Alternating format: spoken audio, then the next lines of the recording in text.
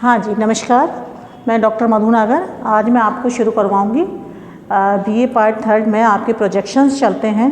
चूँकि पृथ्वी को ये त्रिविमाकृति की है, उससे जब हम दो विमाकृति पे दर्शाते हैं तो हमें प्रक्षेपों की आवश्यकता पड़ती है। तो इससे पहले की जो क्लासेस थी, जो मैंने वीडियोस बनाए थे, उनमें मैंने आपको अक्षांश और देशांतरों की विशेषताएं बताई थी और साथ ही साथ मैंने बताया था एक मानक अक्षांश शंक्वाकार प्रक्षेप, जिसको कि हम साधारण शंक्वाकार प्रक्षेप भी कहते हैं। आज मैं शुरू करवा रही हूँ आपको दो मानक अक्षांश वाला शंकु प्रक्षेप, क्योंकि एक मानक अक्षांश में हमने ये कल्पना करी थी कि जो शंकु है वो ग्लोब को ऊपर से कवर करे हुए है और साथ ही साथ उसके किसी एक अक्षांश को वो टच करता है। जिस एक अक्षांश को वो टच करता है उसको हम बोलते हैं मानक अक्षांश। पर इसमें हमारे सामने समस्याएं क्या आ रही थी कि उस मानक अक्षांश के ऊपरी भाग और निचले भागों में ही शुद्धता बनी हुई थी, परंतु जैसे जैसे हम मानक अक्षांश से और ऊपर की तरफ अर्थात ध्रुवों की तरफ जा रहे थे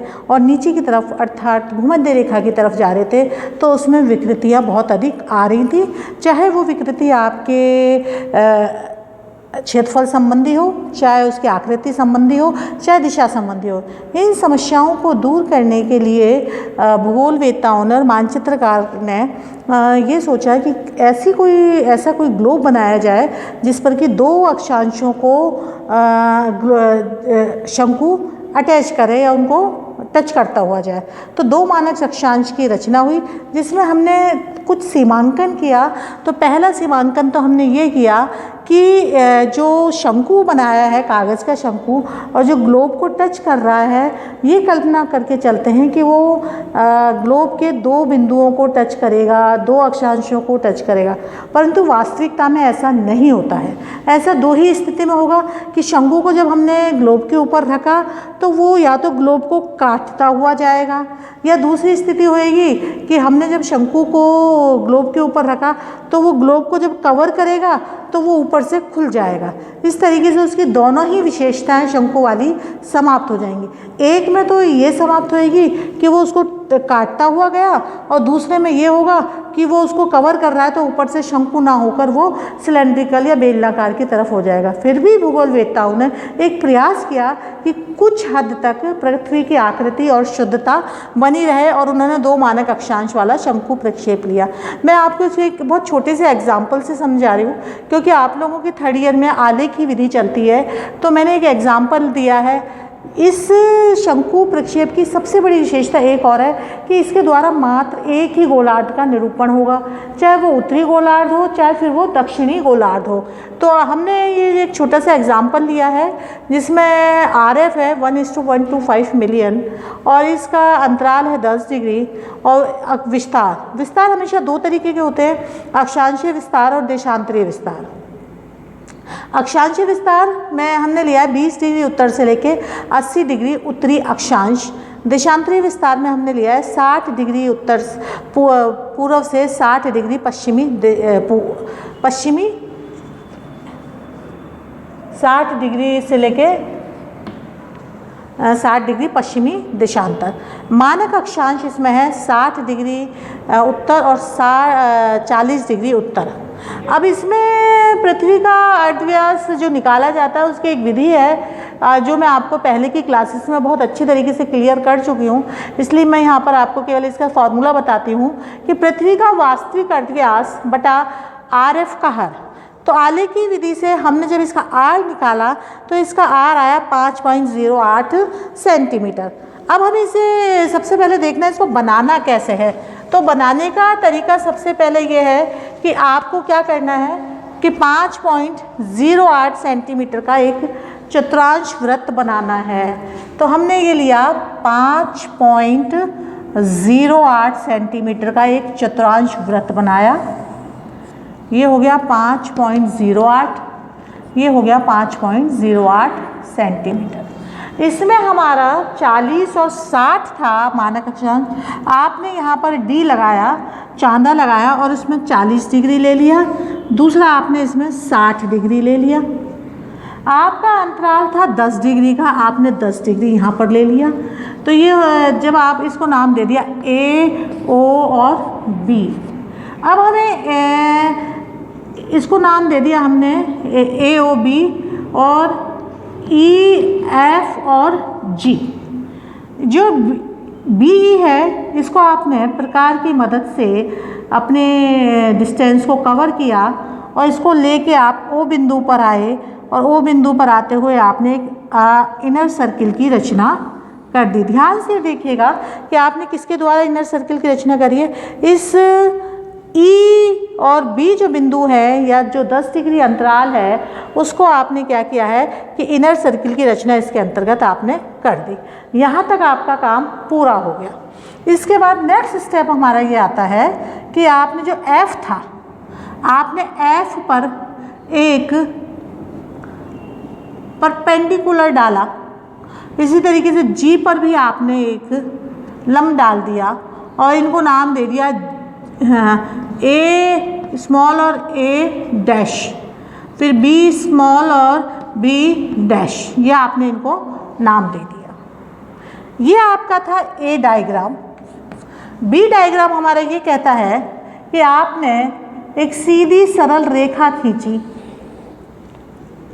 सीधी सरल रेखा खींची और आपने क्या किया कि जी और एच, क्या लिया आपने, जी और एच को आपने लिया और जी और एच के जो दूरी आई उसको आपने ऊपर से लेके यहाँ से एक निशान आपने लगा दिया। कौन सा लगा दिया, जी और एच वाला आपने निशान लगा दिया। अब आपको क्या करना है कि जो दूरी यहाँ पर आई है ए और ए डैश, उसको प्रकार में आपने नाप लिया और नाप कर यहाँ पर आपने एक लंब डाल दिया। सेकंड स्टेप है आपने कि आपने क्या किया कि पहले में तो आपने ये वाली दूरी ली थी, फिर आप नेक्स्ट में लेंगे जी और एच वाली दूरी, यहाँ से इसको नापेंगे और आप बी और बी डैश वाली दूरी को प्रकार में रख देंगे। इसके बाद आप इस बिंदु से, ए बिंदु से इन सब को मिलाते हुए एक परपेंडिकुलर डाल देते हैं। इसको नाम दे दिया आपने ए और ए डैश, बी और बी डैश। यह आपका हो गया सेकंड पॉइंट। नेक्स्ट हमारा तीसरा डायग्राम कि हम प्रक्षेप की रचना कैसे करते हैं। तो प्रक्षेप की रचना करने के लिए मैं आपको ये बताना चाहूँगी कि बहुत सिंपल सा है, ये बहुत सबसे साधारण है। इसमें आपको क्या करना है कि आप एक सीधी सरल रेखा खींचेंगे, ठीक है, सीधी सरल रेखा खींची, आपने ये वाली दूरी इसमें नाप ली ए और ए डैश वाली और यहाँ पे एक निशान लगा दिया। कौन सी नाप ली आपने, ए और ए डैश वाली। उसके बाद आपने दूसरी दूरी नापी ए से बी वाली, यहाँ पर आपने निशान लगा दिया। ये आपका क्लियर हो गया, दो निशान लगा दिए आपने। अब चूंकि ये सीधी सरल रेखा है, ये मानी जाएगी केंद्रीय मध्याह्न रेखा। अब इस केंद्रीय मध्याह्न रेखा पर हमें अक्षांशों का निर्धारण करना है। अब हमें जब अक्षांशों का निर्धारण करना है तो हमें क्या करना होगा कि हमें अंतराल देखना है। अंतराल कितना आया आपका, 10 डिग्री का। इस 10 डिग्री की दूरी आप प्रकार में लीजिए इस तरीके से और उसको प्रकार में भर के, और विस्तार कितना आया आपका, विस्तार हमने दिया था आपका उसमें विस्तार था उसमें आपका कि 60 डिग्री से विस्तार था, 40 से 60 तो आपका ये हो गया अक्षांशीय विस्तार। और अक्षांशीय विस्तार में 20 डिग्री से लेके 80 डिग्री, तो 20 डिग्री से लेके 80 में आपके कितने हो जाते हैं, 20, 30, 40, 50, 60, 70 और 80। इस तरीके से आपको 1, 2, 3, 4, 5, 6, 7 अक्षांश बनाने हैं। तो अब आप क्या करोगे बच्चों, 7 अक्षांश बनाने के लिए ये वाला गैप प्रकार में भरिए और ये आपका 60 का आ गया था, तो 60 के ऊपर आपको 2 निशान लगाने, 1 और 2। कौन से वाले, आपको ये वाले निशान लगाने। उसी तरीके से ये आपका 40 का आ गया, तो 2 निशान नीचे लगाने, 1 और 2। बीच वाला ऑटोमेटिकली इन 10 के बराबर ही होगा। अब नेक्स्ट पॉइंट हमारा ये आता है कि यहाँ पर आप प्रकार रखिए और प्रकार की निब ऊपर रखिएगा और पेंसिल नीचे रखिए और इन बिंदुओं को मानते हुए आप चाप खींच दीजिए। आपने इन बिंदुओं को मानते हुए क्या कर दिया, चाप खींच दिया। ये चाप जो बने हैं ये आपके बन गए अक्षांश। अब आता है देशांतरों के बीच की दूरी।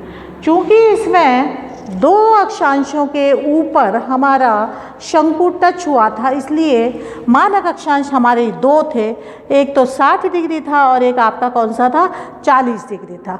इसलिए आपको किसी एक पर देशांतरों की रचना करनी है। किसी एक पर देशांतरों की तो हम फॉर एग्जांपल हम 60 डिग्री का ले लेते हैं या हम 40 का ले लेते हैं, या आपकी इच्छा के ऊपर है। तो हमने 40 डिग्री का लिया। अब देशांतरों की रचना करने के लिए हमें क्या लगा कि ये है आपका 60 ईस्ट से लेके 60 वेस्ट, तो 60, 50, 40, 30, 20, 0, 10 और 0, तो 1 2 3 4 5 6 7, तो 0 तो आपका ऑटोमेटिकली बीच में आ चुका है। तो ये अंतराल आप लीजिए बी और बी डैश वाला, मैं 40 का ले रही हूँ और उसमें 1 2 3 4 5 6, इसके ऊपर 6 निशान लगा दीजिए।